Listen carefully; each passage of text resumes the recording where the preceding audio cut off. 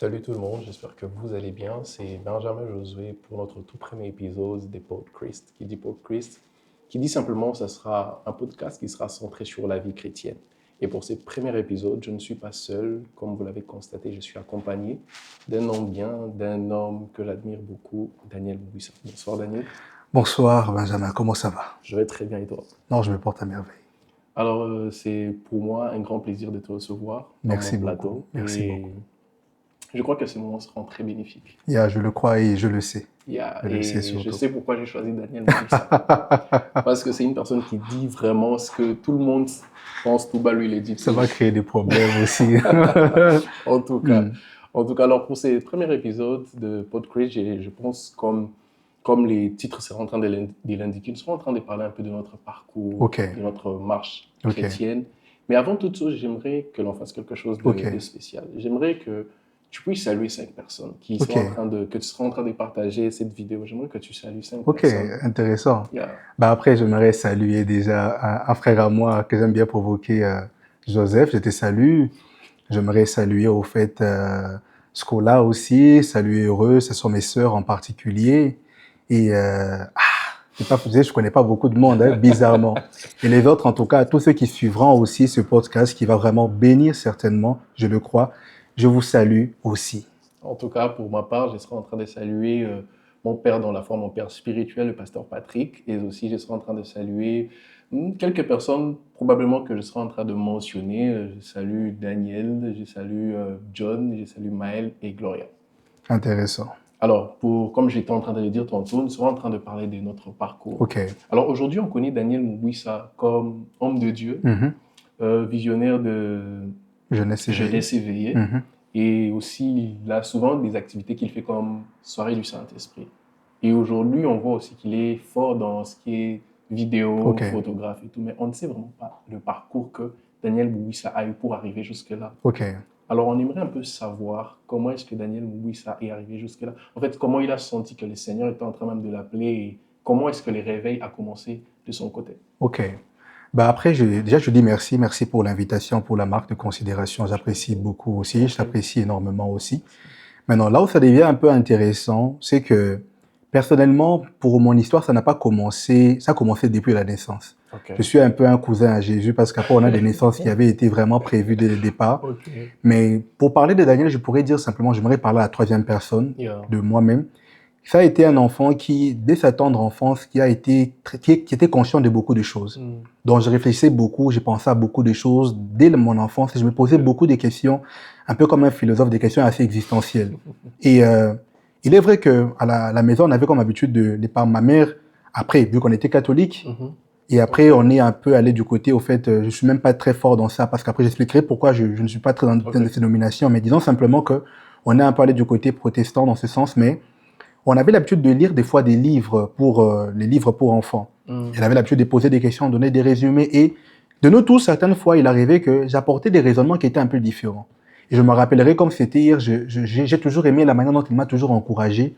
Ma manière de voir les choses a toujours été différente selon elle. Et ça m'a quand même permis de comprendre qu'il y a quelque chose au moins à l'intérieur. Mais j'étais pas quelqu'un qui avait forcément un amour particulier pour Dieu. On le connaissait, oui. En cas de problème, on savait à qui il fallait faire recours, mais c'était pas vraiment un attachement en particulier dans ces choses. Non, il n'y avait pas vraiment de relation. Et pour la petite histoire même, en fait, c'est que j'ai vraiment évolué comme ça, comme tout jeune. Mais là où ça devient intéressant, c'est que Dieu a toujours fait les choses de telle sorte que même là où moi j'avais prévu des bons plans, ça ne marchait jamais. C'est-à-dire que là où je devais normalement en fait, trouver un moyen avec quelques femmes et consorts, quand je devais essayer, ça ne tenait pas. C'est-à-dire qu'il devait toujours trouver un moyen. Et que ce soit maintenant, je crois que Dieu m'a fait des grâces, je suis quand même beau. Et même avant aussi, je l'étais aussi. Donc, je n'ai jamais vraiment eu un problème en particulier avec les femmes. Mais là où le Seigneur est intéressant, c'est que certaines fois, ce n'est pas seulement qu'il va faire des choses de manière extérieure. Il peut aussi faire des choses de manière interne. Je vais te raconter une anecdote qui va te faire rire. Une fois, une fille à l'école primaire qui avait plusieurs années, c'est-à-dire qu'on a l'école primaire, mais peut avoir 14 ans, 15 ans, 16 ans, s'est débrouillée, inventé toute une histoire pour venir à la maison chez nous, là où on habitait. Ma mère avait grand cœur, elle a pu héberger la fille à la maison, mais on ne savait pas que c'était un plan qu'on nous tendait. Moi qui avais pour habitude d'aimer certaines choses comme prendre les laits, elle proposait même de faire pour moi les laits, mais je ne sentais pas, mais je ne voulais pas prendre ces laits-là. Elle a un peu convaincu tout le monde à la maison, mes frères et sœurs. Là où ça devient intéressant, c'est que là où j'ai dit préparez-vous, je suis au salon, je suis à la télé, je vois une dame qui arrive dans le salon sans rien. Quand je dis sans rien, comme Adam et Ève, je te dis une histoire vraie. Et là où tout homme pourrait profiter de l'occasion pour dire, mais je n'ai pas compris comment, le même Daniel qui avait ses déboires, mais c'est comme si on m'avait, une colère est venue en moi. J'ai quitté le salon, je suis allé au fait à l'extérieur et je suis allé du côté de l'extérieur. Elle va dans la salle de bain, en m'appelant à partir de la salle de bain, moi je suis à l'extérieur. Non, mon cœur, mon chou, mais viens, non? Et là, moi, je suis étonné, je me dis, mais c'est quoi cette affaire, au fait, d'une certaine manière, au fait, qui est en train de se passer, au fait? Je ne comprenais pas. Et on peut dire peut-être depuis 12 heures, jusque vers 16 heures, la personne est restée comme ça, là, à la maison. Et lorsque ma mère revient, on se rend compte que quand on allait retourner, la fille n'avait aucun problème avec la famille, aucun problème avec les parents. C'était une stratégie qu'elle avait eu à faire. C'est un peu pour te donner un peu l'idée des choses, de cette manière, comment les choses s'est déroulées un peu. Et disons qu'il y avait des choses pareilles que je pouvais planifier, mais à la dernière minute, ça ne marchait toujours pas. Vous êtes avec des amis, vous rencontrez une fille, vous voulez faire des histoires, vous faites ce que vous avez à faire, mais à la fin, la fille dit, ben moi je veux porter plainte contre vous. De tout le monde, vous êtes même oui, il y a tout le monde, il y a des métiers, il y a des noirs et comme ça, mais on dit lui seulement. Et moi je me dis, mais comment c'est possible? Drôle, hein? Oui, on dit lui, et c'était sérieux. Et quand la fille dit lui, et quand je refuse, parce que j'avais quand même en fait une idée des choses qu'on ne devait pas faire, quand même une certaine éducation, surtout en tant qu'homme, c'est vrai qu'on pouvait, mais je ne voulais pas aller loin. Et la fille sort en courant, hein. Elle sort en courant, elle prend le taxi comme dans un film et elle nous prévient que vous, je vous accuse demain et chez vos parents, vous allez répondre ça devant la justice. C'est pour te donner un peu l'idée au fait de ce que Dieu faisait avec moi. Et jusqu'à ce qu'un jour, toujours dans le truc de relation avec les femmes, comme un peu Pierre qui a régné Jésus, j'étais dans un moment de prière. Après les moments de prière, on m'avait donné comme message, lorsque tu finiras ces moments de prière, on te posera la question de savoir si tu étais avec nous en train de prier. Et tu ne nies pas. Je salue même en passant, il y avait peut-être quelqu'un que vous connaissez, il y avait les bergers Kevin Monge à l'époque, et l'homme de Dieu aussi, Francis Motombo aussi à l'époque aussi. Donc c'était avec eux qu'on avait ces moments de prière. Et lorsque je descends en bas, mes amis me posent la question, mais tu étais avec ces gens-là, tu pries avec on les appelait les vaillants. Les vaillants, j'ai nié. Première fois ça passait. On se retrouve quelques temps après pour faire l'histoire courte vraiment parce que je ne veux pas forcément m'étaler sur ça. Mais après, lors d'une fête, la fille avec qui j'étais à l'époque, je ne citerai pas son nom non plus, mais elle avait quand même de l'expérience dans le domaine.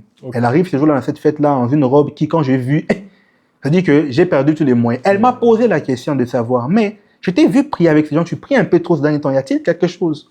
Moi j'ai répondu non. Ces gens m'avaient, j'étais seulement, c'était pas ça, j'ai inventé une raison. Et ce jour-là, j'ai pas compris ce qui s'est passé, mais je suis rentré à la maison très triste. Je suis rentré à la maison, j'ai fermé ma porte et je me suis allé m'endormir directement. J'avais l'impression que j'avais trahi quelqu'un.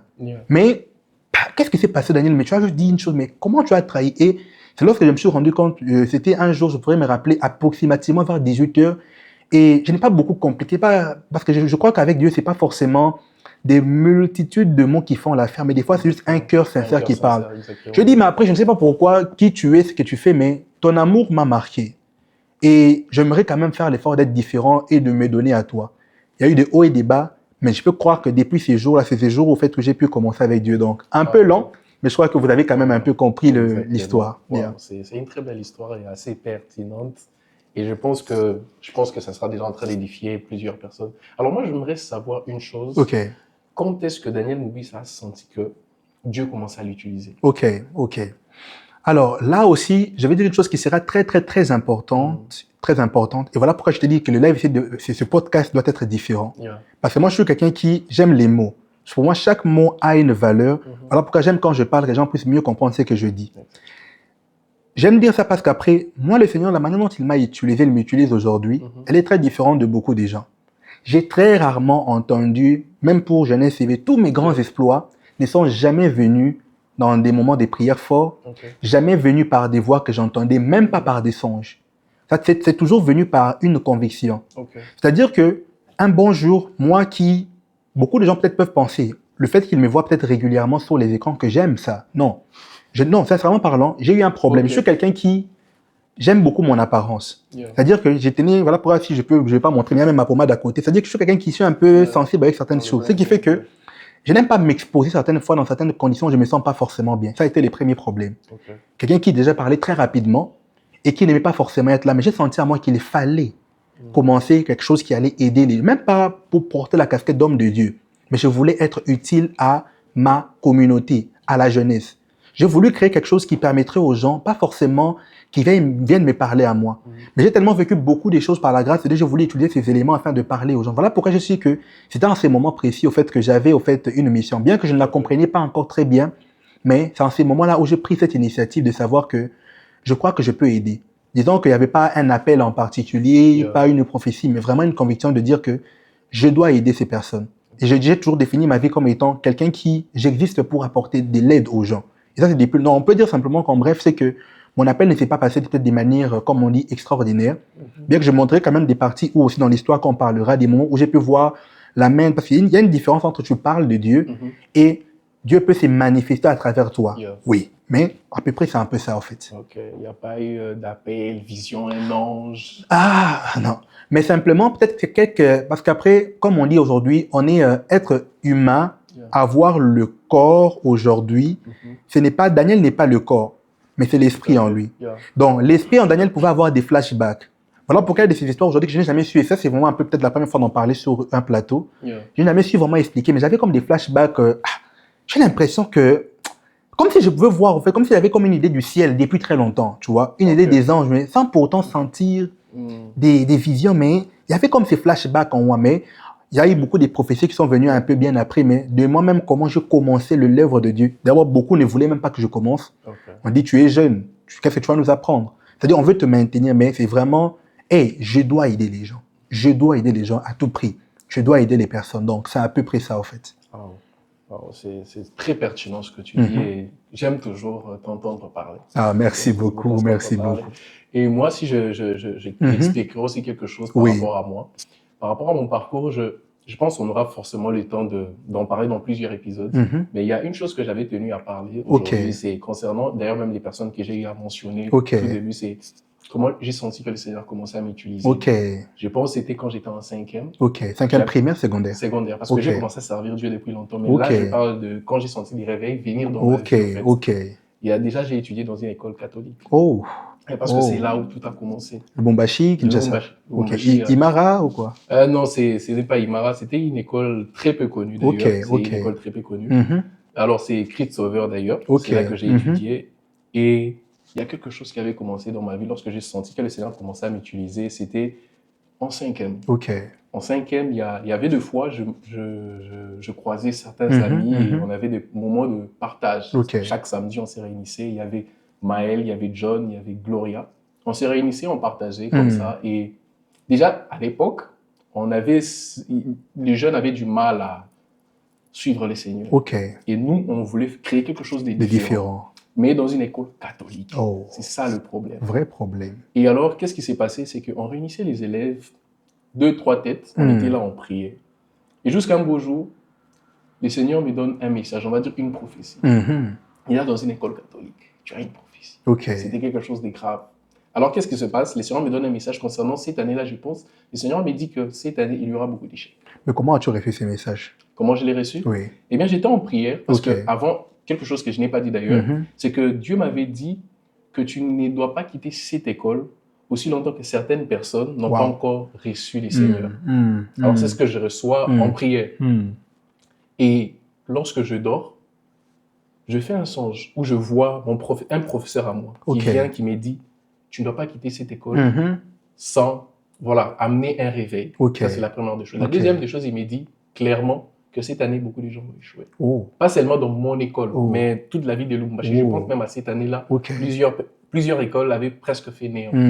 Alors, quand je reçois ces messages, j'ai eu beaucoup de doutes, mais plusieurs personnes ont eu à me confirmer avec les personnes avec qui je traînais, que j'ai cité John et Gloria et tout. Alors, qu'est-ce qui se passe? C'est que je partage avec eux cette vision et je dis à certaines personnes avec manque de sagesse, forcément, au début, là. Et qu'est-ce qui se passe après? Ça s'ébruite un peu. Et là, on cherche à me frapper. Je ne m'attendais pas à ces revirements de situation. On cherche à me frapper. On me dit, mais comment tu peux donner des messages pareils tout ça? Parce que j'étais en 5e et ceux qui étaient en 6e, vous ne voulez pas entendre forcément ce genre de messages. On te voit presque comme un sorcier. Exactement. Et alors, qu'est-ce qui se passe? C'est que je donne mon message, et d'ailleurs, j'avais même un ami à moi, que je ne vais peut-être pas citer son nom, un ami à moi qui servait aussi les seigneurs. Alors, il m'a dit, à ce qui t'a donné un message disant que nous allons échouer, écoute, ce message, il est fou. Et si les gens échouent, et toi, on fait quoi de toi après? Exactement.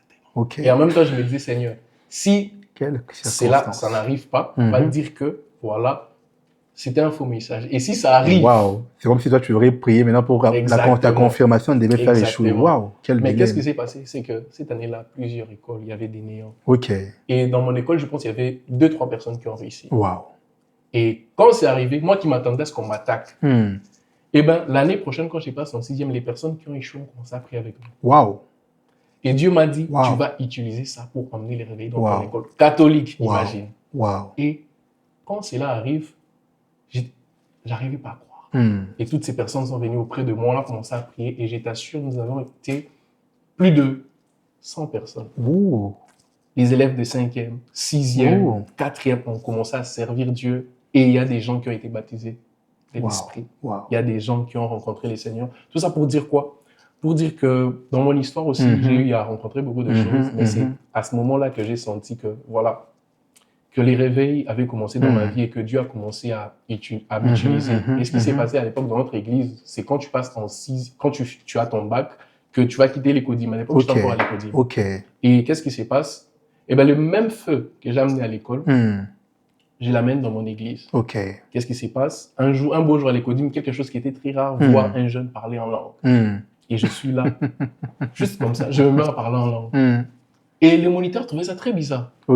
Qu'est-ce qui lui arrive? Donc même le moniteur, il est même un peu ignorant de la chose. Je parle en langue, mais on me demande, mais qu'est-ce qui se passe?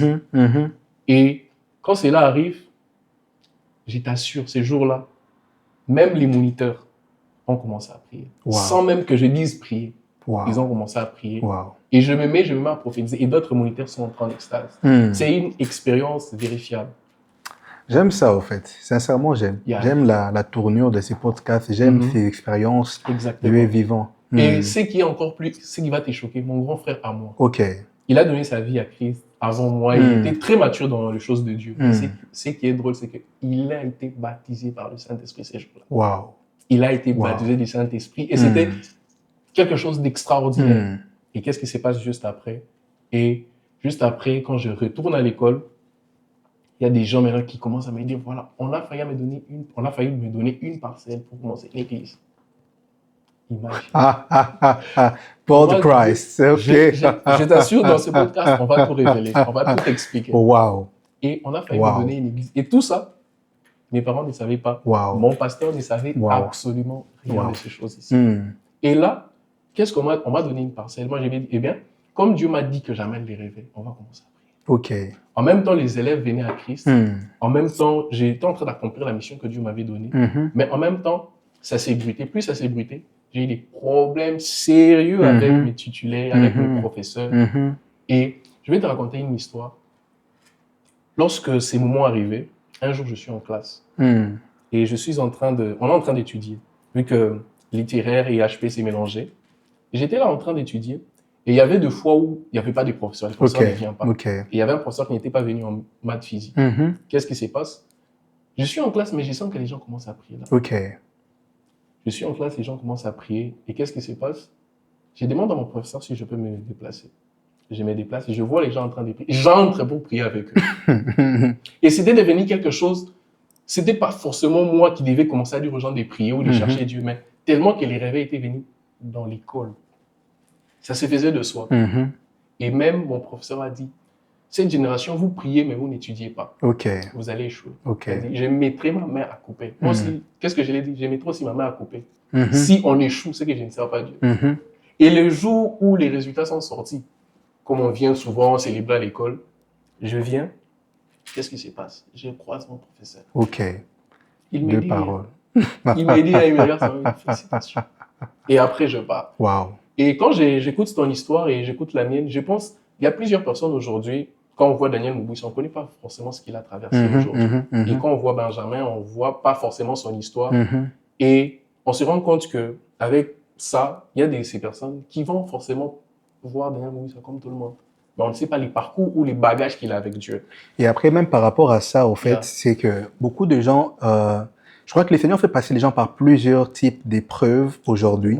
Tu sais, j'ai toujours voulu, sincèrement parlant, avoir une vie de jeune comme tout le monde aurait pu l'avoir, tu vois. être à certains... Moi, j'étais spectateur parce qu'à un moment donné, tu dis que tu regardes tes amis qui sont jeunes comme toi faire des choses et tu es là. Et à un moment donné, tout chrétien, le chrétien va dire non, la joie en Christ, oui, la joie en Christ, mais certaines fois, tu regardais et... Parce qu'après, je ne peux pas citer certains exemples, mais il y a eu des sollicitations, tu te rends compte qu'en tenant des sollicitations la nuit à 1h, tu transpires. Parce que tu sais qu'en ce moment-là, tu as déjà commencé live pour la jeunesse à l'époque et tu ne peux plus. Et tu es dans un dilemme. Ou des moments où tu pars voir la personne qui t'a proposé, tu lui dis non, je ne pourrais pas le faire parce que je te respecte. Mais les larmes sont aux yeux, tu vois un peu. C'est pour te dire simplement en fait qu'après, ça n'a pas été évident. Ça a aussi été un moment, jusqu'à aujourd'hui en particulier. Beaucoup de gens l'ignorent, c'est que je connais peut-être beaucoup de gens en termes de connaissances, mais je n'ai pas forcément beaucoup de gens qui sont proches à moi. À cause de ma manière d'être, forcément, je suis quelqu'un d'assez introverti, mais c'est pour dire que j'ai vécu des moments où tu es seul, et certaines fois, ça m'arrive encore aujourd'hui. Je ne veux pas me considérer comme quelqu'un de différent, mais certaines fois, tu observes beaucoup de choses, tant dans le milieu chrétien, dans les milieux mais tu te rends compte, en fait, à quel point, certaines fois, tu es comme un peu seul dans ta manière de voir, parce qu'aujourd'hui, on n'est plus dans un moment où on cherche forcément la vérité. Exactement. Les gens cherchent les émotions, les gens cherchent à se conforter. Ou encore, aujourd'hui, dans les milieux ecclésiastiques, on cherche à plaire, soit au pasteur, au père spirituel ou aux ceux qui sont venus au fait avant, au détriment en fait aujourd'hui de ce qu'on a aujourd'hui. Et lorsque quelqu'un aujourd'hui vient apporter un mot par rapport à ça, il est forcément considéré comme étant le diable. Exactement. Tu sais, aujourd'hui, ce qui est très drôle, parce qu'après, ce que les gens ignorent, c'est que des fois, il y a des choses qui peuvent sembler bêtes, petits, mais qui des fois nous impactent à un niveau où tu n'as pas aidé. Exactement. Moi, je me suis posé des fois des questions, je me suis dit, mais sincèrement parlant, y a-t-il des choses que j'ai déjà fait parce que, aux gens? Ai-je des fois volé? Parce que je me suis rendu compte que dans ma vie à moi, très peu des fois, j'ai rencontré de l'amour. Plusieurs fois, alors, sur 100%, plusieurs fois, et ça a été du jugement, ça a été des combats compliqués parce qu'après, tu as voulu apporter une différence, mais qu'ils ont compris plus tard. Mais un point pour te raconter même une petite histoire, avant les soirées du Saint-Esprit de cette année ici, j'ai passé un moment où moi-même, j'ai demandé à Dieu, j'ai dit, écoute, après les soirées ici, prends-moi. J'étais prêt, j'ai dit vraiment oui, j'étais prêt. Et ça s'est passé tellement, c'était tellement parce que... C'était dû à un fait que c'est pas que j'ai manqué d'argent, non. C'est pas que j'ai manqué des gens, non. Mais après, l'ennemi est venu ce jour-là, mais c'est parce que tout s'est bien préparé. Mais ces jours-là, ou ce soir-là en particulier, me dit, Daniel, toi, tu fais les soirées du Saint-Esprit aujourd'hui. Qui est venu même t'apporter, même en fait, même un pantalon, alors que tu ne manques pas. Tu as tout prévu. Tu as ton argent, mais tu te rends compte que des détails pareils viennent. Qui est celui qui t'a écrit même pour savoir aujourd'hui comment on se prépare là, comment ça se passe aujourd'hui? Combien sont ceux que toi-même déjà soutenu, même dans l'œuvre que tu fais, même financièrement, pour dire, prends, combien? Combien même les jours même de ton anniversaire, en fait, ont pu te marquer. Tu te rends compte, tu te dis, mais moi, j'ai fait la différence avec les gens. Mais moi, souvent, je ne suis pas forcément parfait, mais je suis là. Mais pourquoi des fois, je n'ai pas le même type de retour? Et ma demande, parce qu'après, la différence avec moi, c'est que pour peut-être mettre un mot, Dieu me fait grâce dans le sens où aujourd'hui, il y a des gens à qui, Dieu ne me parle pas beaucoup dans les sensations. Voilà pourquoi, là où beaucoup peuvent, moi, depuis que ma vie, je ne suis jamais tombé. Attends, jamais. Elle dit, là, les gens vont s'emporter. Là, je vous regarde. Ça va t'attaquer, hein, non, je dis pas, c'est pas mauvais. Chacun est fait comme il fait. Mais c'est pour dire que je ne sens pas grand-chose. C'est-à-dire que même quand le feu peut être là, je me trouver calme. Mais c'est pour dire que Dieu m'utilise plus dans ce que je dis. Comme quelqu'un avait dit une fois, il y a des gens à qui Dieu a besoin de dire les choses. Il y a des gens à qui Dieu a investi, au fait, pour que quand ils disent, c'est pas forcément par émotion. Bon, même ça peut être émotionnellement parlant ou pas, mais les choses peuvent s'en suivre. Donc, ma phrase que j'avais dit ce jour-là, que prends-moi, Dieu avait déjà exaucé. Pour preuve, quand je rencontre quelqu'un, le jour d'après, par exemple, on faisait les courses quelques jours, le jour d'après les soirées, et je vais dire un mot, je dis en toi, même la vie sert à quoi? La vie ici sert à quoi? La personne avait déjà reçu un message, mais elle ne voulait pas me le dire. Elle dit, mais je te voyais au fait en train de partir. Et je voyais même tes nombres d'années que tu es là, mais je disais, mais il a encore du temps, pourquoi il part? Et la personne parlait comme à Dieu, me disait, mais pourquoi tu les laisses au fait partir? Et Dieu lui répond en disant à la personne, mais lui-même m'a demandé de partir, tu veux que je fasse quoi? Donc j'étais en train de partir et j'étais vidé. Même, c'est-à-dire que ça s'est passé la veille des soirées.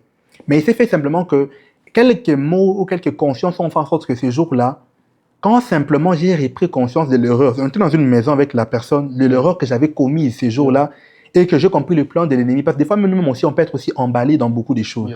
Ces jours-là, je te promets que la personne qui était à la maison a commencé à transpirer. C'est-à-dire qu'elle transpirait parce que une présence de Dieu est venue à la maison. Moi, j'étais vraiment comme dans mes normal. Mais elle a commencé à transpirer et a commencé à voir des anges entrer, des choses, même si les autres ne croient pas, ce sont des choses qui sont vraiment bien réelles, au fait.